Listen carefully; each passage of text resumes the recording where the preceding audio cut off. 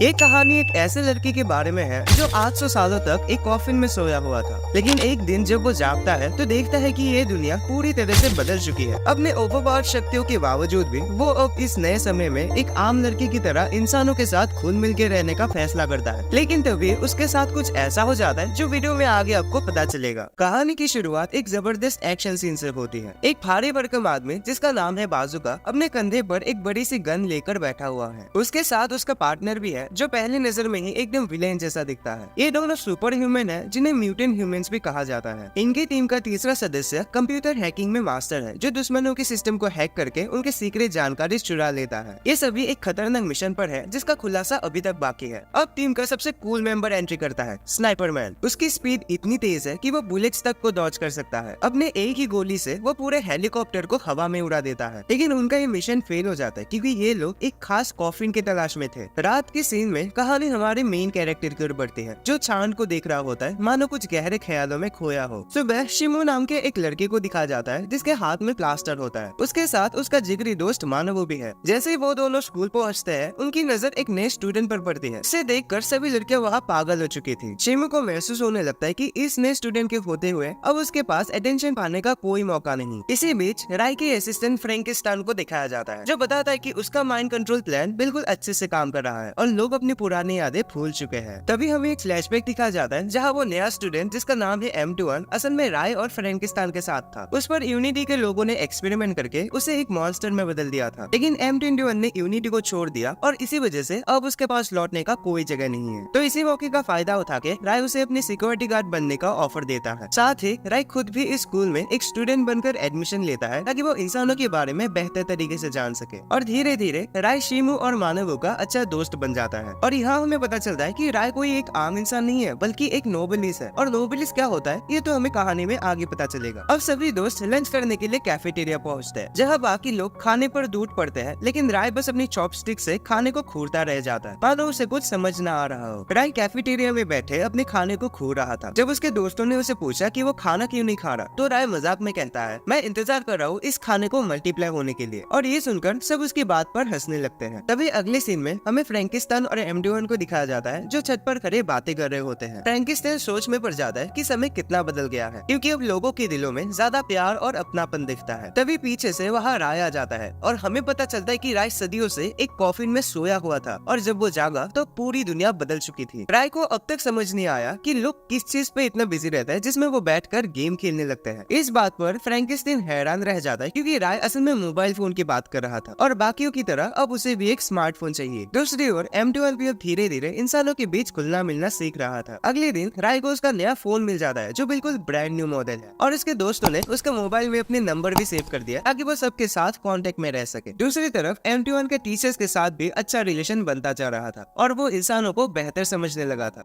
लेकिन तभी उसे किसी खतरे का एहसास हुआ और उसका शक सही निकला। कुछ गुंडे स्कूल में घुसकर स्टूडेंट्स को परेशान कर रहे थे और लड़कियों से बदतमीजी करने लगे थे। M21 उन गुंडों से निपटने का सोचता है, लेकिन उससे पहले ही शिमो वहाँ पहुंचकर उन गुंडों से फिर जाता है जबकि वो पहले से ही घायल था। तभी स्पोर्ट्स कार में बैठी एक लड़की ने शिमो को हेलो कहा जिससे उसे याद आया कि यही वो लड़की है जिसकी उसने कभी मदद की थी और तब से वो कुछ अजीब बिहेव कर रही थी। तभी एक गुंडे ने इस मौके का फायदा उठाकर शिमो को बुरी तरह से मारना शुरू कर दिया। टीचर्स बीच में आके उन्हें रोकने की कोशिश की लेकिन वो गुंडे उन्हें भी मारने लगे। ये सब देखकर M21 से और सहा नहीं जा रहा था और वो जाकर उस गुंडे को बुरी तरह पीट देता है। उस गुंडे की हिम्मत M21 के सामने टिक नहीं पाई। M21 ने उसे उठाकर फेंक दिया और उसे सख्त वार्निंग दी कि वो स्टूडेंट से बिल्कुल दूर रहना है। ये देखकर बाकी गुंडे इतने डर जाते हैं कि वो वहाँ से भागने लगते हैं। अब स्कूल में M21 को पहले से और भी ज्यादा अटेंशन मिलने लगती है। रात में M21 अपने पुराने दिनों को याद कर रहा था जब यूनिटी ने उन पर खतरनाक एक्सपेरिमेंट्स किए थे। उन्हें इंसानों की तरह नहीं बल्कि हथियारों की तरह इस्तेमाल किया गया था। उनमें से ज्यादातर मर चुके थे और सिर्फ M21 और उसके दोस्त ही बचे हुए थे। एक दिन उसका दोस्त उससे अलग होते हुए कहता है कि वो ये खून खराबा छोड़ना चाहता है और एक आम इंसान की तरह एक जिंदगी जीना चाहता है। उसने M21 से भी रिक्वेस्ट की कि वो ये सब छोड़ दे। इसी बीच हम देखते हैं कि फ्रैंकिस्टाइन M21 से स्कूल और वहाँ के लोगों के बारे में पूछता है। पहले तो M21 उसका शुक्रिया अदा करता है कि उसने उसे यहाँ रहने की इजाजत दी। दूसरी ओर वो पुराने विलेन्स वापस आ गए हैं और M21 और उस रहस्यमय कॉफिन की तलाश में है। अगले सीन में हम एक पुराने बिल्डिंग को देखते हैं जहाँ दो गार्ड्स पहरा दे रहे होते हैं। तभी दो लोग वहाँ आ जाते हैं जिनमें से एक लड़का अपने खास पावर्स का इस्तेमाल करके उन गार्ड्स को हिप्नोटाइज कर देता है। वो लड़का उन दोनों गार्ड्स को किसी स्टैचू की तरह जमा कर बिल्डिंग के अंदर घुस जाते हैं अंदर का नजारा बहुत खराब था, जैसे वहाँ कोई सुपरनेचुरल ताकतों के बीच लड़ाई हुई हो। पुलिस की रिपोर्ट के मुताबिक वहाँ कोई पागल इंसान बेकाबू होकर सब कुछ तबाह कर गया, लेकिन उन लोगों को समझ में आ जाता है कि ये किसी आम इंसान का काम नहीं हो सकता, जरूर यहाँ कुछ बड़ा और खतरनाक हुआ है। और इसी मसले को सुलझाने के लिए वो भी स्कूल ज्वाइन करने का फैसला करते हैं। अगले दिन एमडोन स्कूल में अपनी नॉर्मल सिक्योरिटी ड्यूटी कर रहा होता है, तभी उसकी नजर दो नए स्टूडेंट पर पड़ती है जो स्कूल की तरफ आ रहे होते हैं। ये वही लोग होते हैं जो रात में कॉफिन की तलाश में थे। एमडोन उन्हें देखकर रोकने की कोशिश करता है, लेकिन तभी उनमें से एक लड़का अपने आई कंट्रोल पावर का यूज करके उसे अपने काबू में करने की कोशिश करता है। हालांकि वो पावर उस पर कुछ काम नहीं करता, फिर भी एमडोन ये दिखाता है कि वो उनके कंट्रोल में आ गया है। एमडोन उन्हें एक पुराने जगह तक लेके जाता है जहाँ वो लड़का फ्रैंकिस्तान को भी माइंड कंट्रोल करने की कोशिश करता है, लेकिन फ्रैंकिस्तान मुंह पे बोलता है, देख भाई, जो भी गर्भवत बाप से पंगा नहीं, क्योंकि फ्रैंकिस्तान खुद भी इन तरह के पावर्स रखता है, लेकिन उसकी पावर्स काफी डार्क होते हैं, इसलिए छोटी मोटी ट्रिक्स उसके ऊपर काम नहीं करती। आखिरकार वो उन्हें स्कूल में एडमिशन दे देता है। फ्रैंकिस्तान जल्दी से राय को कॉल करके ये जानकारी देता है कि कुछ खास मेहमान उससे मिलने आए हैं। जब ये दोनों स्टूडेंट्स क्लास में आते हैं तो हमें उनका नाम पता चलता है। लड़की का नाम है सेरा और लड़के का नाम रेजिस होता है। सेरा को सिखाने की जिम्मेदारी शिमू को दी जाती है, जो उसे देखकर पागल सा हो जाता है। दूसरी तरफ रेजिस की नजर राय पर पड़ती है और वो महसूस करता है कि राय के अंदर से एक बहुत ही डार्क और प्राचीन तरह की पावर निकल रही है। इससे रेजिस बहुत ही चौकन्ना हो जाता है और राय पर नजर रखने लगता है, क्योंकि उसे जानना है कि राय का नोबिलिस के साथ क्या संबंध हो सकता है। लंच ब्रेक के दौरान सभी स्टूडेंट साथ बैठकर खाना खाते हैं। राय एक बार फिर से अपने खाने को घूरते हुए उसके मल्टीप्लाई होने का इंतजार कर रहा था, लेकिन अभी तक हमें ये साफ पता नहीं चलता कि आखिर राय किस चीज का मल्टीप्लाई होने का इंतजार कर रहा है। शाम को एमडीवन और फ्रैंकिस्तान एक कार में होते हैं और वो दोनों उन नए स्टूडेंट्स के बारे में बात कर रहे होते हैं। एमडीवन को वो स्टूडेंट्स बिल्कुल पसंद नहीं आते और उसे समझ में नहीं आता कि फ्रैंकिस्तान ने आखिर उन्हें एडमिशन क्यों दिया, वो भी मास्टर राय के क्लास में। एमडीवन को डाउट होता है कि ये स्टूडेंट्स नोबिलिस भी हो सकते हैं जो बहुत पावरफुल होते हैं। फ्रैंकिस्तान भी इस बात को लेकर कंफ्यूजन में है कि आखिर वो दो बंदे हैं कौन। फ्रैंकिस्तान बताता है कि हजारों साल पहले जब इंसान कमजोर हुआ करते थे और उन्हें हर चीज से खतरा था,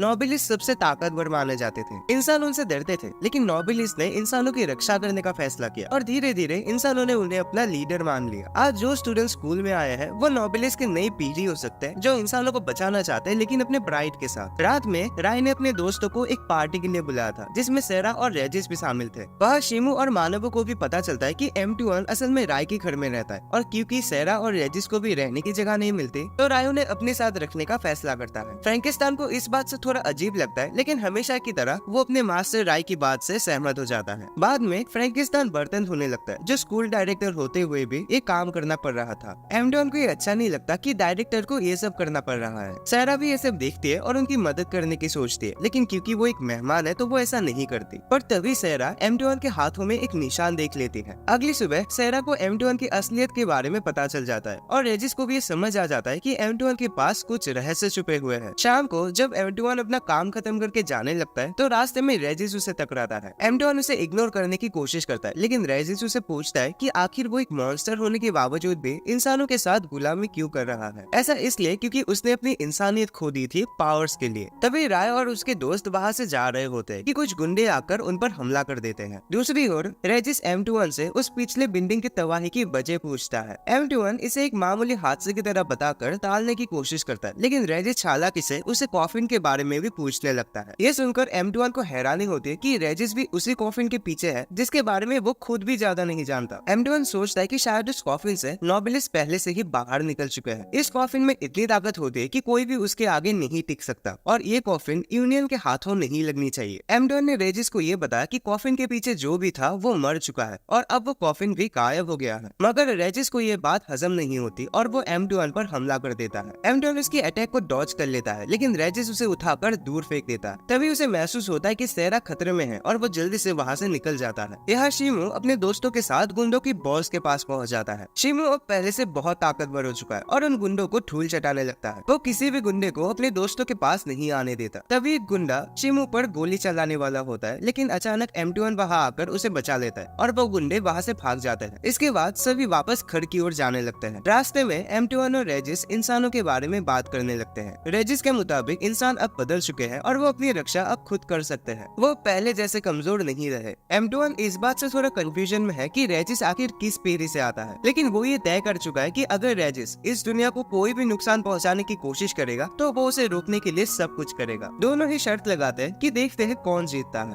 अगले सीन में हमें उन विलन्स को दिखाया जाता है जो उसी बिल्डिंग में होते हैं जहाँ से वो कॉफिन गायब हो गया था। उनका एक टीम मेंबर ताओ ये पता लगाने की कोशिश करता है कि आखिर ये सब कैसे हुआ और वो कॉफिन कहाँ गया। कुछ रिसर्च करने पर पता चला कि ये मिशन M21 और M24 को सौंपा गया था, लेकिन अब उनका कोई पता नहीं है। वो उन्हें मरा हुआ तब तक नहीं मानेंगे जब तक उनकी डेड बॉडी नहीं मिल जाती। वही रेजिस और M21 एक दुकान में नूडल्स को लेकर आपस में बहस करते हैं। रेजिस को लगता है कि M21 को ज्यादा नूडल्स मिल गए हैं और वो उससे उसका नूडल्स का बाउल मांगने की कोशिश करता है। इस हल्की फुल्की बहस के बाद रेजिस फ्रैंकिस्तान पर अपना माइंड कंट्रोल करने की कोशिश करता है, लेकिन फ्रैंकिस्तान पर इसका कोई असर नहीं होता। फिर वो राय पर भी माइंड कंट्रोल करने की कोशिश करता है, लेकिन उस पर भी इसका कोई इफेक्ट नहीं होता। इसे रेजिस सोच में पड़ जाता है कि आखिर उसकी पावर इन दोनों पर काम क्यों नहीं कर रही। सुबह होने पर M21 वापस अपनी ड्यूटी में लग जाता है। राय नोटिस करता है कि M21 में कुछ बदलाव आ रहे हैं। दूसरी ओर शिवू को उस दिन गुंडों से लड़ते हुए चोट लग जाते हैं और मानवों को लगता है कि अगर उस वक्त M21 वहाँ नहीं आता तो शिवू का खेल खत्म था। मानवों को ये भी लगता है कि शिवू सहरा के सामने शो ऑफ कर रहा था जो उसे समझ में नहीं आता। तभी रेजिस और सहरा वहाँ आ जाते हैं। मानव रेजिस से दोस्ती करने की कोशिश करता है, जिसे देखकर शिवू को लगता है कि शायद मानव को लड़के पसंद है। इधर प्रिंसिपल के कमरे में राय और फ्रैंकिस्तान की मुलाकात होती है। फ्रैंकिस्तान रेजिस और सहरा के फैमिली के बारे में राय को बताता है और उनकी बुराई करते हुए कहता है कि उनकी फैमिली कमजोर है। तो राय फ्रैंकिस्तान को उन पर टॉन्ट मारने से रोकता है और बताता है कि चीजें हमेशा वैसी नहीं होती जैसी वो दिखती है। दूसरी ओर मानव वो अपने सर्वर्स पर काम कर रहा होता है। तभी ताओ नाम का एक हैकर उसके सर्वर्स को हैक करने की कोशिश करता है, लेकिन मानव भी कोई मामूली हैकर नहीं था। वो अपने सर्वर्स को हैक नहीं होने देता और इसे करते हुए उसे काफी मजा आता है। दोनों के बीच काफी टक्कर चल रही होती है और ताओ ये देखकर हैरान होता है कि इस दुनिया में उसे टक्कर देने वाला एक हैकर भी मौजूद है। लेकिन तभी शिमू गलती से लैपटॉप का वायर खींच देता है, जिससे उसका सर्वर बंद हो जाता है। पर मानव इस पर गुस्सा नहीं होता और बाहर चला जाता है। बाद में ताओ मानव को मैसेज करता है कि उससे मिलकर उसे खुशी हुई और वो उसे बाहर मिलने के लिए बुलाता है। ये देखकर शिमू को शक होता है कि शायद मानव किसी लड़की में इंटरेस्टेड है। दूसरी तरफ ताओ ने सर्वर हैक करके ये पता लगा लिया था कि M21 स्कूल में सिक्योरिटी गार्ड का नौकरी कर रहा है, लेकिन उसे M24 का कोई पता नहीं मिलता। इसलिए वो M21 को पकड़कर उसे पूछताछ करने का फैसला करता है। इसी बीच M21 और रेजिस एक बार फिर से किसी बात पर बहस करने लगते हैं। तभी फ्रैंकिस्तान गुस्से में आता है और उन्हें घर के कामों में मदद करने के लिए कहता है, लेकिन रेजिस और M21 इसके लिए मना कर देता है। पर फ्रैंकिस्तान चिल्लाकर उन्हें काम करने के लिए कहता है। जब सब काम में लग जाता है तो रेजिस देखता है कि राय चुपचाप वहाँ बैठा हुआ है, जिससे वो नाराज हो जाता है। हालांकि राय भी उठकर उनके साथ काम करने लगता है और ये देखकर फ्रैंकिस्तान शर्मिंदा महसूस करता है। अगले दिन फ्रैंकिस्तान M21 को प्रिंसिपल के रूम में बुलाता है और उसे एक कार्ड देता है जो उसकी महीने भर की मेहनत का इनाम था। बाहर निकलते हुए M21 सोचता है कि वो सिर्फ एक एक्सपेरिमेंट करने वाला सब्जेक्ट था, लेकिन अब वो इंसानों की तरह जिंदगी जी रहा है और उसे दोस्त भी मिल गए हैं। यही सब सोचते हुए जब M21 घर जा रहा होता है तभी शार्क और हैमर उसे रोकते हैं और उससे M24 के बारे में पूछताछ करने लगते हैं। M21 को गुस्सा आता है और वो शार्क से लड़ने लगता है, लेकिन शार्क एक स्पेशल यूनिट का मेंबर होता है जिसे M21 लड़ाई में टिक नहीं पाता और बुरी तरह घायल हो जाता है। तभी रेजिस और सेरा वहाँ आकर शार्क से लड़ने के लिए तैयार होते हैं, लेकिन M21 बीच में आकर शार्क का अटैक अपने ऊपर ले लेता है क्योंकि वो रेजिस को कमजोर समझता है। इस लड़ाई में M21 बुरी तरह घायल हो जाता है। तभी उनका बॉस वहाँ आता है और शार्क को M21 को नुकसान पहुँचाने से मना करता है। वो उसे अपने साथ चलने के लिए कहता है और M21 भी रेजिस और सेरा की जान बचाने के लिए उनके साथ जाने को तैयार हो जाता है, लेकिन उसने शर्त रखी कि रेजिस और सेरा को कोई नुकसान नहीं पहुंचना चाहिए क्योंकि वो बच्चे हैं और इनका उसमें कोई हाथ नहीं है। रेजिस को ये देखकर गुस्सा आता है और उसे लगता है कि M21 ने उसे धोखा दिया है। दूसरी ओर मानव फिर से उसी हैकर से कांटेक्ट करता है और दोनों को एक दूसरे से कंपटीशन करने में मजा आता है। ताओ मानव को फिर से मिलने के लिए बुलाता है। इसी बीच रेजिस और सेरा फ्रैंकिस्तान के पास जाकर बताते हैं कि M21 ने उन्हें धोखा दिया और दुश्मनों के साथ चला गया। सेरा ने फ्रैंकिस्तान को बताया कि M21 ने उनसे कहा था कि वो उनके साथ मिशन पर था। अब उन्हें सब समझ में आता है कि यूनियन जिस कॉफिन की तलाश कर रही थी वो कोई और नहीं बल्कि राय था और अगर यूनियन राय के पीछे पड़ जाते तो ये बहुत मुश्किल हो सकता है। दूसरी ओर हम देखते हैं कि M21 को किडनैप कर लिया जाता है और उसे टॉर्चर करके कॉफिन के बारे में जानकारी निकलवाने की कोशिश की जाती है, लेकिन M21 अब बदल चुका है और वो राय के बारे में उन्हें कुछ भी बताने से इनकार करता है। शार्क उसे बार बार मारता है, लेकिन उसके साथ वाला लड़का थोड़ा दयालु होता है और उसे पानी पिलाता है। उसे ये अच्छा नहीं लगता कि M21 को इतनी बुरी तरह से पीटा जा रहा है। आखिरकार M21 उन लोगों को कॉफिन के बारे में बताने के लिए राजी हो जाता है, लेकिन उसकी एक शर्त है कि उसे अपने साथियों के बारे में जानकारी चाहिए कि एक्सपेरिमेंट से पहले वो कौन थे। उनके बीच डील तय हो जाते हैं, लेकिन M21 को भूख लगती है और वो खाने में सिर्फ रामेन मांगता है। कहानी अब और भी कॉम्प्लिकेटेड होती जाती है। शिमू जो अपनी छोटी बहन की वजह से इन सारी झंझट में फंसा था, एक मामूली लड़का होते हुए भी बड़ी बड़ी घटनाओं का हिस्सा बन चुका है। जब शिमू और सेरा शॉपिंग पे निकलते हैं तो उन्होंने देखा कि कुछ गुंडे उस ब्लू बादल वाले वाले लड़के को परेशान कर रहे थे। शिमू बिना किसी झिझक के उन गुंडों को पीटा और ब्लू बादल वाले लड़के ने उसे इसके लिए थैंक यू कहा। दूसरी तरफ हम देखते हैं कि मानव उस हैकर से मिलने आया था। वो पहला इंसान था जिसने ताओ के सर्वर्स के बैरियर तोड़े थे। ताओ ने मानव से कहा कि उसकी टीम में सब उसे सिर्फ ऑर्डर करते हैं और अपनी ताकत का घमंड दिखाते हैं। तो इस पर मानव ने उसे बॉस कहना शुरू कर दिया, जिससे ताओ हैरान हो जाता है, पर वो खुश भी था। शाम को ताओ और ब्लू बादल वाला लड़का फिर से बात कर रहे होते हैं। ताओ ने बताया कि उसे लगता है कि उसकी बहन को यूनियन ने पकड़ लिया है ताकि वो उससे अपने मिशन करवा सके, इसलिए वो अपनी बहन को ढूंढने का फैसला करता है। दूसरी ओर हम देखते हैं कि M21 को फिर से टॉर्चर किया जा रहा था। शार्क उसे मारने वाला होता है, लेकिन वो लड़का उसे रोक लेता है। उसे ये अच्छा नहीं लग रहा था क्योंकि वो जानता था कि शार्क ने पहले भी कई लोगों को मारा है। वो अपनी गन निकालकर शार्क को मारने वाला होता है, लेकिन वो हैकर उसे रोक लेता है क्योंकि शार्क ये सब सिर्फ उसे भड़काने के लिए कर रहा था। अब रेजिस और सेरा की मुलाकात शार्क और हैमर से होती है, जहाँ शार्क ने रेजिस पर हमला कर दिया था। रेजिस बड़ी आसानी से उसके हर एक अटैक्स को डॉज करता है और अपने स्पेशल अटैक से वो शार्क को घायल कर देता है। शार्क को पहले से शक था कि रेजिस का M21 से कुछ तो लिंक है। हैमर ने शार्क को एक टैबलेट दी, जिसे खाकर शार्क की पावर बढ़ गई, लेकिन रेजिस तब भी उसे आसानी से हरा रहा था। रेजिस मस्ती में शार्क के मजे ले रहा था क्योंकि वो उसे M21 का दोस्त समझता है। आखिर में शार्क और हैमर ने शिमू और मानवों को अपने साथ मिला लिया। ये देखकर रेजिस ने हार मान ली थी और अपने टीममेट्स को उसके बॉस के हवाले कर दिया। जब रेजिस की आंखें खुली तो शार्क उसके सामने बैठा था। उसे देखकर रेजिस को बहुत गुस्सा आया क्योंकि उन्होंने धोखे से उसे हराया था। जब उसने M21 को देखा तो M21 ने उससे नजरें फेर ली। दूसरी ओर राय के दोस्त अब तक घर नहीं लौटे थे, जिसे फ्रैंकिस्टीन को चिंता हो रही थी। सेरा और रेजिस के बीच एक खास कनेक्शन था, जिससे वो समझ गई कि रेजिस और बाकी लोग किसी मुसीबत में हैं और इसीलिए वो उन्हें बचाने के लिए निकल पड़ी। राय हमेशा की तरह बिना किसी रिएक्शन के कुछ सोचने लगा। दूसरी ओर शार्क अपने बॉस को बताता है कि रेजिस में कुछ खास है और उसका कनेक्शन उस कॉफिन से हो सकता है। शार्क ने उसे ये भी कहा कि मेडिसिन खाने के बाद भी वो रेजिस के सामने नहीं टिक पाया। M21 आराम से ये सब कुछ देख रहा था और उसने जाने से इनकार कर दिया। उसे कोई फर्क नहीं पड़ता था कि वो उसके साथ क्या करे, क्योंकि उसका उन लोगों से कोई रिश्ता नहीं था। असल में M21 उन्हें बचाने की कोशिश कर रहा था ताकि वो उन्हें और लोगों में शामिल ना कर सके। शार्क ने गुस्से में रेजिस की गर्दन पर चाकू रख दिया, लेकिन इससे भी M21 पर कोई असर नहीं हुआ। शार्क चिढ़ गया और रेजिस को पीटने लगा, लेकिन तभी शिमू और मानव जाग गए। शार्क उन्हें भी मारने की कोशिश करता है, पर तभी स्नाइपर आकर उन्हें बचा लेता है। शिमू ने देखा कि स्नाइपर वही आदमी था जिसकी उसने जान बचाई थी। तभी मानव ने ताओ को देखा और उसे बॉस कहकर पुकारा। ये देखकर वो लोग हंसने लगे क्योंकि ताओ उनके लिए एक नौकर जैसा था, लेकिन मानव उसे बॉस कह रहा था। इसी वजह से ताओ को बहुत बुरा लगता है, लेकिन वो कुछ नहीं कर सकता। तभी शिमू और मानव की नजर M21 पर पड़ती है और वो हैरान हो जाते हैं। दूसरी ओर सेरा को रेजिस से सिग्नल मिल जाता है और वो उसे बचाने के लिए निकल पड़ती है। साथ ही राय और फ्रैंकिस्टीन भी उसके पीछे पीछे जाते हैं। अब कहानी और भी ज्यादा इंटरेस्टिंग होती जाती है। हैमर का खाना खत्म होने पर वो खाना लेने गया था और तभी शिमू ने M21 से पूछा कि उन्हें क्यों पकड़ा गया है और उनकी गलती क्या है। शार्क को ये सवाल पसंद नहीं आया और उसने शिमू को फिर से मारना शुरू कर दिया। जब सबने शार्क को रोकने की कोशिश की तो उनके बॉस ने उन्हें शार्क को रोकने से मना कर दिया, जिससे शार्क को और भी मौका मिल गया उन्हें खत्म कर देने की। दूसरी तरफ रेजिस ने उस डिवाइस को तोड़ने की कोशिश की जो खास तौर पर नोबिलिस को कैद करने के लिए बनाया गया था, लेकिन वो इस डिवाइस को तोड़ नहीं सका। उसी वक्त हैमर ने सेरा को हेडक्वार्टर्स में घुसते हुए देखा और उस पर बम फेंकने की कोशिश की, लेकिन सेरा इतनी ताकतवर थी कि वो इन छोटे मोटे हमलों से उसे कोई फर्क नहीं पड़ा। उसने उल्टा हैमर पर हमला किया, जिससे हैमर को डर के मारे छिप जाना पड़ा। शार्क ने जब शिमू का गला दबाना शुरू किया तो मानवों ने उसे रोकने की कोशिश की, लेकिन शार्क उसे छोड़ने के लिए तैयार नहीं था। अब इतने सारे नौटंकी देखकर M21 से और सहा नहीं जा रहा था। रेजिस ने भी M21 को उकसाया कि उसे अपने दोस्तों के लिए कुछ करना चाहिए। तभी M21 को अपनी पुरानी यादें वापस आती है और उसे महसूस हुआ कि उसके दोस्त ने उसके कंधे पर हाथ रखा है। इस एहसास के बाद M21 ने फैसला किया कि वो अब अपने दोस्तों को जरूर बचाएगा। M21 ने शार्क पर जोरदार हमला किया और शिमू को बचा लिया। मानव और शिमू M21 की ताकत देखकर हैरान हो गए थे। दूसरी तरफ राय और फ्रैंकिस्टीन बिल्डिंग के छत पर पहुंच गए थे, जहां स्नाइपर पहले से उनका स्वागत के लिए था। फ्रैंकिस्टीन ने स्नाइपर पर हमला किया, लेकिन स्नाइपर की स्पीड इतनी तेज थी कि फ्रैंकिस्टीन उसके आगे टिक नहीं पाया। स्नाइपर ने अपनी पावर बूस्ट करके फ्रैंकिस्टीन पर गन पॉइंट कर लिया। हैमर ने भी अपनी पावर बूस्ट करके सेरा पर एक बहुत बड़ा हमला करने की कोशिश की। शार्क ने M21 पर हमला किया, लेकिन M21 ने अपने दोस्तों को बचाने के लिए वो हमला खुद पर ले लिया, जिससे वो बहुत ज्यादा जख्मी हो गया। इस पर रेजिस को बहुत गुस्सा आया और उसने अपनी पूरी ताकत से डिवाइस को ओवरपावर करके तोड़ दिया। रेजिस ने शार्क पर हमला किया और उसे दीवार से टकरा दिया। हालांकि अब उनका बॉस भी फाइट में आ चुका था। उसने मेडिसिन खाकर अपने पावर को बूस्ट की और एक मॉन्स्टर में तब्दील हो गया। बॉस ने शार्क से उसकी एनर्जी लेनी शुरू कर दी ताकि वो खुद और भी पावरफुल बन सके, और ये सब पहले से ही तय था कि बॉस अपनी पावर बढ़ाने के लिए ऐसा कर सकता है, न कि अपनी टीममेट्स की मदद के लिए। अब बॉस इतना पावरफुल हो जाता है कि उसने रेजिस को आसानी आसानी से हरा दिया, जिससे सभी लोग घायल होकर जमीन पर गिर पड़ते हैं। अब आता है कहानी में ट्विस्ट और हमारे हीरो राय की एंट्री होती है। राय को देखकर ऐसा लगता है कि उसे अपने ओपोनेंट को खत्म करने के लिए अपना हाथ भी हिलाना नहीं पड़ेगा। दूसरी ओर स्नाइपर ने अब भी फ्रैंकिस्टाइन पर अपना गन पॉइंट करके रखा था, लेकिन फ्रैंकिस्टाइन अब अपनी असली पावर का इस्तेमाल करने का सोचता है। कहानी अब बहुत ज्यादा इंटेंस हो चुकी है। फ्रैंकिस्टाइन की डार्क पावर से स्नाइपर हैरान हो जाता है, लेकिन वो फ्रैंकिस्टाइन को जल्दी खत्म करना चाहता है ताकि वो उस लड़के को भी मार सके जो उसके साथ था। ये सुनते ही फ्रैंकिस्टाइन को ऐसा झटका लगा कि उसकी डार्क पावर्स और भी तेजी से बढ़ने लगी। और भाई सीरियसली ये देखकर स्नाइपर की फटने लगती है। दूसरी तरफ वहाँ सभी लोग राय को देख के चौंक गए थे। राय का माइंड कंट्रोल पावर इतना जबरदस्त था कि क्रांज जैसे ताकतवर इंसान भी उसके सामने झुक गया। दूसरी तरफ सेरा ने अपने पावरफुल वेपन डेथ स्काइप का इस्तेमाल करके हैमर को आसानी से हरा दिया। असली मुकाबला अब फ्रैंकिस्टाइन और स्नाइपर के बीच हो रहा था। फ्रैंकिस्टाइन देखता है कि स्नाइपर हार मानने को तैयार नहीं था और उसके इस हिम्मत से इम्प्रेस होकर उसने उसे मारने का इरादा छोड़ दिया।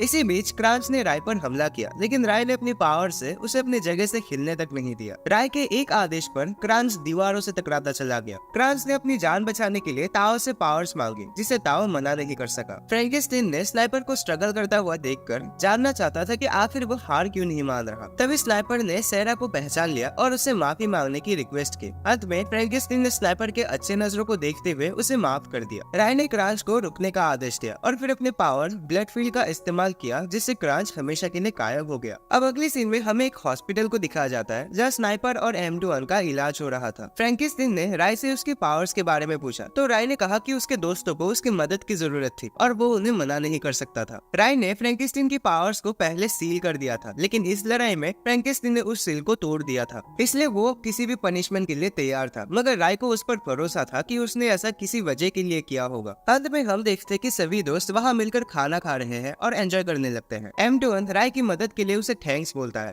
लेकिन राय के लिए कोई बड़ी बात नहीं थी क्योंकि वो अपने दोस्तों के लिए इतना तो कर ही सकता है। M21 अकेला खड़ा होकर सोचने लगता है कि उसकी पावर्स किस काम की जब वो अपने दोस्तों की मदद तक नहीं कर पा रहा। तभी राय वहाँ आता है और उसे बताता है कि वो कोई कमजोर नहीं है। राय ने M21 के अंदर से एक बहुत ही ताकतवर एनर्जी को महसूस की है। उसने M21 से पूछा कि क्या वो इस एनर्जी को टेस्ट करना चाहेगा। जैसे राय ने M21 के ब्लड को टेस्ट किया, M21 की असली फॉर्म कुछ सेकंड्स के लिए बाहर आ गई। राय ने M21 को समझाया कि वो कमजोर बिल्कुल भी नहीं है, बल्कि अगर चाहे तो वो अकेले ही सबको प्रोटेक्ट कर सकता है। इसके बाद राय वहाँ से चला जाता है। दूसरी तरफ स्नाइपर को ये समझ आता है कि उनके बॉस क्रांज ने शार्क को अपने पावर्स के लिए इस्तेमाल किया और ताओ को भी मारने की प्लानिंग कर रहा था। ये सुनते ही स्नाइपर हैरान हो जाता है। ताओ ने उसे एक और चौंकाने वाली खबर दी कि स्नाइपर की वो बहन जिसके लिए वो ये सब कर रहा था असल में कभी थी ही नहीं। ताओ ने यूनियन के सर्वर में जाकर उसकी बहन की इंफॉर्मेशन चेक की थी, जिसमें ये पता लगा था कि वो एक हॉस्पिटल में है, लेकिन असलियत में ऐसा कोई हॉस्पिटल था ही नहीं। ये सुनकर स्नाइपर अंदर से टूट जाता है क्योंकि अब उसे समझ नहीं आ रहा था कि वो किसके लिए जिंदा रहे, क्योंकि उसका तो सब कुछ खत्म हो चुका है। ताओ ने भी अब अपनी पहचान बदल ली और खुद को डेटा से बाहर कर दिया। यूनियन के लोग अब किसी पर भी और बोझ नहीं बनना चाहते थे, इसलिए उन्होंने वहाँ से जाने का फैसला किया। ताओ ने M21 के बारे में यूनियन के डेटाबेस से इंफॉर्मेशन निकाली, लेकिन उसे M21 या उसके किसी साथी के बारे में ज्यादा कुछ पता नहीं चला। M21 चाहता था कि जैसे फ्रैंकिस्टाइन ने उसे अपने घर में जगह दी, वैसे ही वो भी इन लोगों को उसके घर में जगह दे सके। और क्योंकि अब ये घर M21 का भी था, तो वो खुद फैसला कर सकता था कि किसे रखना है और किसे नहीं। M21 ने ताओ और स्नाइपर को भी साथ रहने के लिए कहा। इसी बीच शिमू अपनी नॉर्मल लाइफ जी रहा था, लेकिन उसे अकेलापन महसूस होने लगा क्योंकि उसके पास अभी भी कोई गर्लफ्रेंड नहीं थी। उसने मानव से एक गर्लफ्रेंड बनाने में मदद मांगी। शिमू को सेरा पसंद थी और जब M21, ताओ और स्नाइपर ने ये सुना तो वो शिमू की मदद करने के लिए उतने ज्यादा एक्साइटेड नहीं थे। फिर भी उन्होंने उसकी मदद करने का फैसला किया। उन्होंने यहाँ तक कि राय से भी मदद मांगी, पर काफी कोशिशों के बाद भी वो शिमू को लव लेटर लिखना नहीं सिखा पाए। तब ताओ ने आइडिया दिया कि शिमू को कूल दिखाने के लिए बास्केटबॉल खिलाया जाए। खेल के दौरान सब लोग अपनी कूलनेस दिखाने की कोशिश करने लगे और अंत में शिमू ने भी राय की मदद से खुद को कूल दिखाने की कोशिश की, लेकिन तभी स्नाइपर वहाँ आ गया, जिससे शिमू कुछ भी करने में नाकाम रहा। दूसरी तरफ सेरा को शिमू का लव लेटर मिल जाता है। वो शिमू को सलाह देते कि उसे प्यार जताने के लिए लव लेटर का सहारा नहीं लेना चाहिए, बल्कि खुद आकर उससे बात करनी चाहिए। इसके बाद सेरा ने शिमू और मानवू को फ्रैंकिस्टाइन के घर पर इनवाइट किया।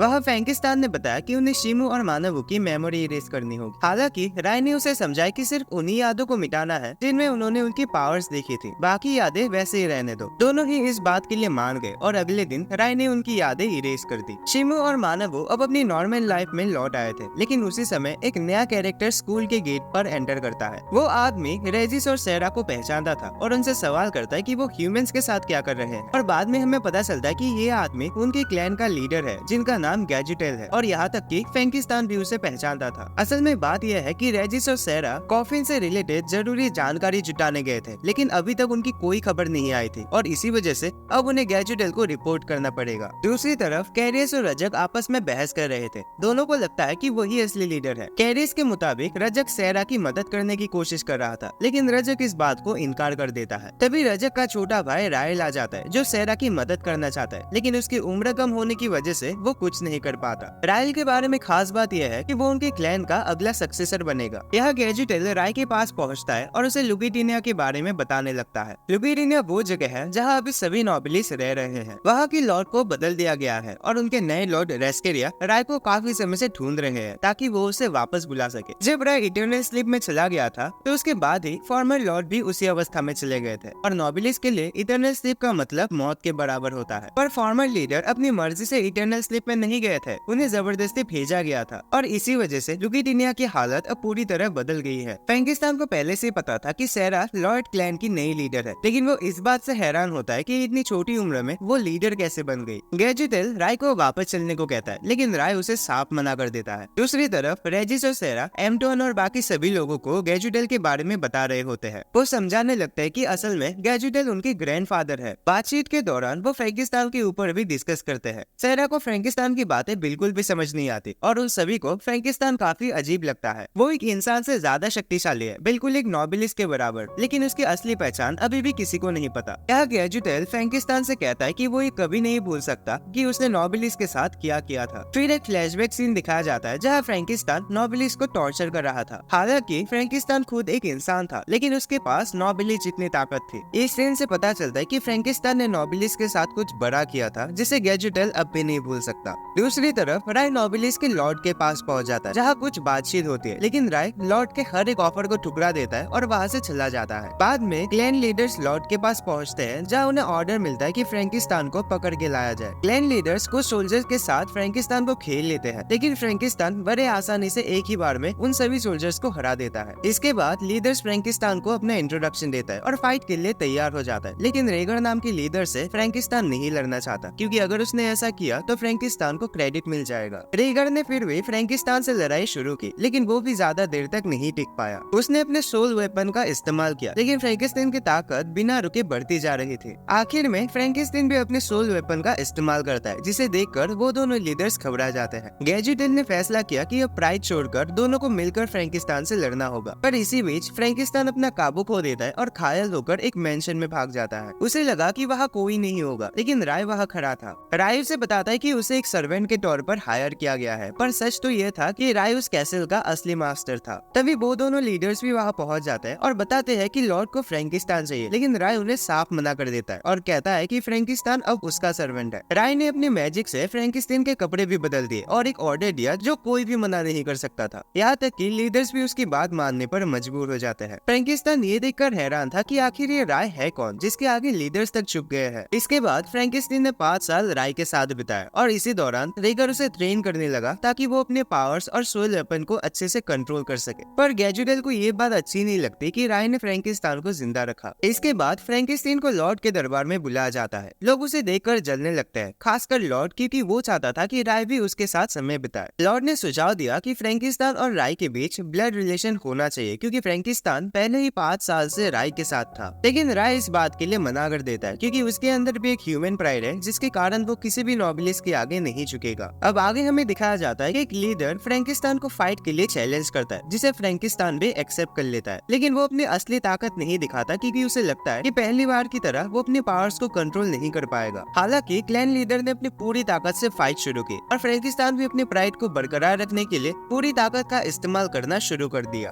पर तभी फ्रैंकिस्तान फिर से अपने पावर्स पर काबू खो देता है और इस बार किसी भी लीडर के पास इतनी ताकत नहीं थी कि वो उसे रोक सके, और इसीलिए राय और लॉर्ड को खुद मैदान में उतरना पड़ा। लॉर्ड ने राय को फैसला लेने दिया कि फ्रैंकिस्तान को जिंदा रखना चाहिए या मार देना चाहिए। राय ने फ्रैंकिस्तान से फाइट की और उसकी पावर्स को कंट्रोल कर लिया, जिससे फ्रैंकिस्तान बेहोश हो जाता है। जब फ्रैंकिस्तान होश में आता है तो उसने देखा कि राय ने उसे नहीं मारा। उसे समझ नहीं आता है और राय से पूछता है कि उसने अभी तक उसे जिंदा क्यों रखा है, लेकिन राय इसका कोई भी जवाब नहीं देता। वो बस फ्रैंकिस्तान को चाय लाने का ऑर्डर देता है। फ्रैंकिस्तान ने चाय में अपने खून की एक बूंद मिला दी। राय चाय पीकर फ्रैंकिस्तान से पूछता है कि क्या वो उसका लाइफ टाइम सर्वेंट बनना चाहता है। तो फ्रैंकिस्टान भी इस बात के लिए मान जाता है और उसी समय राय उसके असली पावर्स को सील कर देता है। अब बिना राय की इजाजत के फ्रैंकिस्टान अपनी असली पावर्स का इस्तेमाल नहीं कर सकता था। अब अगली सीन में हमें गैजुडेल को दिखाया जाता है, जो देखता है कि राय, फ्रैंकिस्टान और बाकी सभी कितने खुश है, और ये सब देखकर वो बिना कुछ कहे वहाँ से चला जाता है। फिर उसने रेजिस और सेरा को भी समझाया कि उन्हें अपनी जिंदगी अपने हिसाब से जीनी चाहिए, ना कि किसी और के कहने पर। इसके बाद गैजुडेल लॉर्ड के पास जाता है और बताता है कि रेजिस और सेरा ने उन्हें धोखा दिया है। लॉर्ड गैजुडेल को कैद कर देता है और इस बार रजक को भेजता है ये पता लगाने के लिए कि रेजिस और सेरा को सच में कॉफिन के बारे में कुछ जानकारी है या नहीं। अगले दिन सभी लोग अपने स्कूल के कामों में बिजी थे, तभी अचानक रायल वहाँ पहुँचता है। वैसे तो सिर्फ लीडर्स को ही वहाँ जाने की इजाजत थी, लेकिन रायल भी एक सक्सेसर था जो भविष्य में क्लैन का लीडर बनने वाला था। वो खुद रेजिस और सेरा को ढूंढना चाहता था और जिसके लिए लॉर्ड ने भी उसे परमिशन दे दी। स्कूल में एंटर करते ही सभी लोग उसकी तरफ देखने लगते हैं। रायल वहाँ कुछ लोगों से बात कर रहा था और उसे समझ आता है कि ये कोई आम इंसान नहीं है, बल्कि मॉडिफाइड डीमंस के बेटे हैं। तभी अचानक रायल M12 पर हमला कर देता है, जिसे वहाँ मौजूद कोई भी स्टूडेंट देख नहीं पाता। और उसी वक्त रेजिस और सेरा भी वहाँ आ जाते हैं। सेरा उसे पूछती है, तुम यहाँ क्या कर रहे हो? तो रायल जवाब देता है कि वो उसे अपने साथ ले जाने के लिए आया है। उसने ये भी बताया कि उसने कभी सेरा को प्रपोज किया था, लेकिन सेरा ने उसका प्रपोजल ठुकरा दिया, जिससे वो बहुत नाराज था। रायल रेजिस पर भी हमला कर देता है और बताता है कि उसे 10 सालों तक एक कमरे में बंद करके रखा गया था और अब वो एक नए इंसान के रूप में सामने आया है। लेकिन सेरा ने उसे भगा दिया और रायल भी बिना किसी लड़ाई के वहाँ से चला जाता है। रात में सेरा ने सबको बताया कि रायल असल में एक ट्रू ब्लड नोबिलिस है, उसके पास कई शक्तियाँ हैं और वो एक टाइम पर सेरा को प्रपोज कर चुका था। लेकिन जब सेरा ने उसे रिजेक्ट कर दिया तो उसने बदला लेने की कोशिश की, जिसकी वजह से उसके भाई रजक ने उसे 10 सालों तक कमरे में बंद करके रखा था। अभी इस डिस्कशन के बाद सभी अपने अपने कमरों में चले जाते हैं। यहाँ फ्रैंकिस्टान M21 और बाकी खायल दोस्तों का इलाज कर रहा था। वही रेजिस और सेरा की बातचीत हो रही थी। सेरा देखती है कि रेजिस कुछ परेशान सा है, तो रेजिस बताता है कि उसे सेरा की बहुत चिंता होती है। ये सुनकर सेरा वहाँ से चली जाती है। इसी बीच राय और फ्रैंकिस्टान भी आपस में बातें कर रहे थे। फ्रैंकिस्टान सेरा के पीछे जाने की बात करता है, लेकिन राय उसे रोक लेता है। वो कहता है कि अगर राय की असली पहचान सबके सामने आ गई तो वो मुश्किल में पड़ जाएंगे। इसलिए राय ने फ्रैंकिस्टान पर लगी वो सील हटा दी ताकि वो अपनी असली पावर का इस्तेमाल कर सके। यहाँ हम देखते हैं कि सेरा और रेल बातचीत कर रहे होते हैं। रेल सेरा को फिर से अपने साथ चलने के लिए कहता है, लेकिन सेरा साफ मना कर देता है क्योंकि उसे इंसानों के साथ रहना और उनकी जिंदगी को जीना ज्यादा पसंद था। पर रेल इस बात को समझ नहीं पा रहा था और गुस्से में आकर सेरा पर हमला करने वाला था कि तभी फ्रैंकिस्टान वहाँ आ जाता है और उसे रोक लेता है। अब फ्रैंकिस्टान और रेल के बीच एक भयंकर लड़ाई शुरू होने वाली थी। रेल अपनी पूरी ताकत का इस्तेमाल करता है, लेकिन फ्रैंकिस्टान बिना कोई ताकत इस्तेमाल किए आराम से उसके साथ लड़ते रहता है, लेकिन फिर भी रेल उसे हरा नहीं पाता। लड़ाई के दौरान रेल अपना सोल वेपन इस्तेमाल करता है। सेरा ये देखकर हैरान हो जाते हैं और सोचते हैं कि आखिर रेल के पास सोल वेपन कहाँ से आया। दरअसल रेल अपने फादर से मिले सोल वेपन का इस्तेमाल कर रहा था, जिसे देखकर फ्रैंकिस्टान भी अपने सोल वेपन को इस्तेमाल करने का फैसला करता है और ये लड़ाई अब और भी खतरनाक हो गई थी। फ्रैंकिस्टान को एहसास हुआ कि अगर ये लड़ाई और लंबी चली तो पूरा शहर तबाह हो जाएगा। तभी रेजिस वहाँ आ जाता है और सेरा के साथ मिलकर वो लोग रेल पर हमला कर देते हैं। रेल जो सेरा से बहुत प्यार करता था, ये देखकर दुखी हो जाता है कि सेरा ने उस पर हमला किया। मजबूरी में रायल सेरा को बताता है कि असल में ये लॉर्ड का आदेश है और सेरा को किसी भी हालत में उनके पास जाना ही होगा। इसके बाद रायल सेरा को अपने साथ ले जाता है और जाते जाते एक हिंट देता है कि गैजुडेल अभी भी प्रिजन में है और वो उनके साथ होने की वजह से बहुत तकलीफ झेल रहा है। रेजिस ये सुनकर बहुत दुखी हो जाता है, लेकिन वो कुछ नहीं कर पाता और अब उनका अगला कदम सेरा को बचाने का था। यह सेरा को लॉर्ड के सामने पेश किया जाता है, जहाँ वो सेरा से सवाल करता है कि उसने अब तक क्या क्या देखा, लेकिन सेरा कुछ भी बताने से इनकार कर देती है। लॉर्ड ने सेरा का दिल कंट्रोल करने की कोशिश की, लेकिन सेरा फिर भी उसकी बात नहीं मानी, जिससे उसकी जिंदगी खतरे में पड़ गई। रायल ये सब अपनी आंखों के सामने देखकर कंट्रोल नहीं कर पाता। वो बताता है कि उसने एक ह्यूमन को देखा था जिसके पास नोबिलिस जितनी ताकत थी, पर वो अभी भी कंफ्यूज है कि वो असलियत में एक ह्यूमन था या फिर नोबिलिस। इसके बाद सेरा को जेल में डाल दिया जाता है और लॉर्ड रजक को आदेश देता है कि वो गैजुडेल से पूछताछ करे। यहाँ हम देखते हैं कि फ्रैंकिस्टान और रेजिस सेरा को बचाने के लिए निकल पड़ते हैं। राय और उसकी टीम को पता चल जाता है कि लॉर्ड नोबिलिस का किंग है। इसी बीच M21 राय के बारे में जानने की कोशिश कर रहा था कि आखिर वो है क्या, नोबिलिस या फिर कुछ और। असल में नोबिलिस एक ऐसी शक्ति को कहा जाता है जो नोबिल्स के किसी भी नियम से परे होते हैं। नोबिलिस का पोजीशन इतना ऊंचा होता है कि वो लॉर्ड को भी चुनौती दे सकते हैं और राय असल में एक ट्रू नोबिलिस है। राय को अपने पुराने दिनों की कई सारी बातें याद आने लगती है, खासकर जब वो लॉर्ड से मिला था। इसी बीच फ्रैंकिस्टान भी आज के लॉर्ड से मिलना चाहता है। वही दूसरी ओर एक रिपोर्ट से पता चलता है कि रेजिस और कुछ मॉडिफाइड ह्यूमंस ने उनके ऊपर हमला कर दिया है। अब कोर्ट के सभी लोग समझ चुके थे कि अगर इतने सारे लोग लॉर्ड के खिलाफ हो रहे हैं तो जरूर कुछ बड़ी बात है, लेकिन किसी में भी हिम्मत नहीं थी कि वो लॉर्ड के सामने इस पर सवाल उठा सके। लॉर्ड अब गैजुडेल को सजा देने के लिए ऑर्डर देता है, क्योंकि अब उन्हें पता चल गया था कि गैजुडेल ने गलती की थी। हालांकि सभी लोग इस पर पूरी तरह से सहमत नहीं थे। लॉर्ड फैसला करता है कि गैजुडेल को इटर्नल स्लीप में भेज दिया जाएगा, जिससे सभी लोग हैरान रह जाते हैं। दूसरी तरफ राय और उसकी टीम ने एक प्लान बनाया था। रेजिस और M21 आगे बढ़ेंगे ताकि सबको डिस्ट्रैक्ट कर सके, और पीछे से ताओ और स्नाइपर बैकअप देंगे ताकि राय बिना किसी रुकावट के कैसल के अंदर पहुंच सके। पर तभी रायल आकर उन्हें बताता है कि गैजुडेल और सेरा दोनों को जेल में डाल दिया गया है और जल्दी उन्हें सजा मिलने वाली है। रायल तुरंत हमला कर देता है, लेकिन M21 उसे रोक लेता है और रेजिस और बाकी सभी लोगों को आगे बढ़ने का इशारा देता है। इसी बीच सेरा प्रिजन से भागने की कोशिश करती है, लेकिन रास्ते में उसे रोजेरिया मिल जाती है। दोनों के बीच फाइट शुरू हो जाती है। वही रेजिस कैसल की ओर भाग रहा था, लेकिन कैसल के गेट पर कैरियस और रजक उसे रोक लेते हैं। कैरियस रजक से कहता है कि वो अपने भाई की मदद करे और उसे वहाँ से जाने देता है। यहाँ M21 और रायल के बीच एक बहुत ही इंटेंस फाइट चल रही होती है। ताओ और स्नाइपर उसकी मदद करने की कोशिश करते हैं, लेकिन रायल उनसे बहुत ज्यादा स्ट्रॉन्ग था। तभी रायल अपने सोल वेपन को समन करता है और ताओ एक स्ट्रेटेजी बनाता है जिससे रायल को फाइट में गुस्सा दिलाकर फंसाया जा सके। रायल और फ्रैंकिस्टीन को पता चल गया था कि M21 की फाइट अब बहुत ही खतरनाक हो चुकी है। रायल फ्रैंकिस्टीन से पूछता है कि क्या उसे मदद के लिए जाना चाहिए, तो फ्रैंकिस्टीन बताता है कि उसे इन सब में ध्यान देने की कोई जरूरत नहीं है। लेकिन फ्रैंकिस्टीन अब और ज्यादा नजरअंदाज नहीं कर पाता और खुद फाइट में कूद जाता है। तभी रजक वहाँ आकर फ्रैंकिस्टीन को चैलेंज कर देता है। ये लड़ाई अब काफी ज्यादा खतरनाक हो चुकी है। फ्रैंकिस्टीन अपनी पूरी ताकत लगा देता है, लेकिन रजक ने भी अपने सोल वेपन को समन कर लिया था। फ्रैंकिस्टीन भी अपना सोल वेपन निकालता है और दोनों के बीच एक बहुत ही तगड़ी फाइट शुरू हो जाती है। रेजिस कैरियस से लगातार मार खा रहा था, लेकिन वो हार मानने को तैयार नहीं था। कैरियस उसे भागने का एक मौका देता है, लेकिन रेजिस पीछे नहीं हटता। यहाँ फ्रैंकिस्टीन और रजक के फाइट के दौरान फ्रैंकिस्टीन अपने दोस्तों को बचाने के लिए उन सभी अटैक्स को रोकता है और खुद मार खा रहा होता है। रजक समझ जाता है कि फ्रैंकिस्टीन फाइट के लिए पूरी तरह तैयार था, लेकिन अपने दोस्तों की वजह से वो कमजोर पड़ गया। इसी बीच कैरियस ने रेजिस को उसके वादे के मुताबिक कैसल तक पहुंचाने का फैसला किया। लॉर्ड अब सेरा और गैजुडेल को सजा देने की तैयारी कर रहा था, लेकिन तभी राय वहाँ आ जाता है, जिसे देखकर सभी लोग हैरान रह जाते हैं। राय ने गैजुडेल से माफी मांगी कि उसकी वजह से वो इतने बड़े मुसीबत में पड़ गया। लॉर्ड ने बाकी के लीडर्स को राय पर हमला करने का आदेश दिया, लेकिन कोई भी उसे एक खरोच तक नहीं दे पाता। अब खुद लॉर्ड राय से फाइट करने के लिए आगे बढ़ता है, लेकिन वो भी राय पर एक हिट भी नहीं लगा पाता। उसे समझ नहीं आ रहा था कि वो राय को हरा क्यों नहीं पा रही थी, जबकि उसके पास लॉर्ड की पूरी पावर्स थे। पर असल में बात यह है कि उसने अभी तक उन पावर्स को पूरी तरीके से अनलॉक नहीं किया था। आखिरकार राय अपने ब्लड फील्ड को एक्टिवेट कर देता है, जिससे वहाँ के लोग अब खतरे में पड़ जाते हैं। लॉर्ड ने भी अपने ब्लड फील्ड को एक्टिवेट किया, जिससे दोनों के ब्लड फील्ड अब एक दूसरे को कैंसिल करने लगते हैं। पर इसमें लॉर्ड की बहुत एनर्जी खर्च हो जाती है और वो वही गिर पड़ता है। बाकी के क्लैन लीडर्स उसे किसी तरह संभाल लेते हैं और फ्रैंकिस्टीन भी राय को बचा लेता है जब वो गिरने वाला था। अब सभी को लगने लगता है कि राय लॉर्ड को खत्म कर देगा, पर तभी राय अपना हाथ ऊपर करता है और लॉर्ड की तलवार रैग्नारॉक को समन करता है। इसी बीच वही सेम तलवार अभी के लॉर्ड रेस्करिया के पास भी थी। ये देखकर सबके मन में सवाल उठने लगता है कि एक जैसी दो तलवारें कैसे हो सकती है। तभी वो दोनों तलवारें आपस में मिलकर एक हो जाते हैं और उसी मोमेंट में पुराने लॉर्ड यानी रेस्करिया के फादर वहाँ आ जाते हैं। वो सभी को ह्यूमंस के बारे में बताते हैं और कहते हैं कि नोबिलिस को भी ह्यूमंस की तरह बनने की जरूरत है। वो ये भी बताते हैं कि उन्होंने खुद को इटर्नल स्लिम में भेजा था क्योंकि वो चाहते थे कि बाकी लोग आगे बढ़े और अच्छे लीडर और लॉर्ड बने। अगर ये मैसेज कोई देख रहा है तो इसका मतलब है कि वो खुद मर चुके हैं। उन्होंने ये बात सिर्फ अपने ट्रस्टेड क्लैन लीडर्स को ही बताई थी और उनके साथ खड़े होने वाले सभी लोग अब मर चुके हैं। गैजुडेल को असल में ये सारी बातें पहले ही पता था, तो उसने इसीलिए किसी को नहीं बताया था ताकि कोई भी कंफ्यूजन में ना हो। गैजुडेल का मिशन था कि वो बाकी लोगों को सही दिशा में लीड करे। इसी बीच कैरियस वहाँ पहुँचता है और रेजिस को सजा देने की बात करने लगता है, लेकिन गैजुडेल की नजर में रेजिस भी एक ट्रू नोबिलिस्ट था, इसीलिए उसकी सजा माफ कर दी जाती है और बाकी लोगों को भी रेजिस जैसा बनने के लिए कहा जाता है। लॉर्ड को अब सारी बातें समझ में आने लगती है और इसीलिए वो उन सभी के बेरियों को खोल देते हैं और खुद भी इमोशनल हो जाते हैं। अब दोनों तलवारें एक हो चुकी थी और राय ने भी वो तलवार अब लॉर्ड को दे दी क्योंकि वो उसी की थी। इसके बाद सब कुछ शांत हो जाता है। लॉर्ड राय के पास आती है और उसे अपने फादर के बारे में पूछने लगती है। राय बताता है कि उसके फादर ने ये सब पहले प्लान करके रखा था कि उनके जूनियर लीडर्स को वक्त रहते ही जिम्मेदारियां दी जाए ताकि वो अपने भविष्य को समझ सके और जान सके कि उन्हें किस दिशा में जाना है। इसके बाद सब कुछ नॉर्मल हो जाता है। राय फ्रैंकिस्टीन के साथ ह्यूमंस की दुनिया में वापस आ जाता है। रेजिस और सेरा को भी उनके साथ रहने की परमिशन दी जाती है और इसी के साथ ये एनीमे खत्म हो जाता है। तो वीडियो अच्छी लगी तो लाइक करना, चैनल पे नए हो तो सब्सक्राइब करके रखना एंड मैं तुम्हें मिलता हूँ एक और नए वीडियो पे।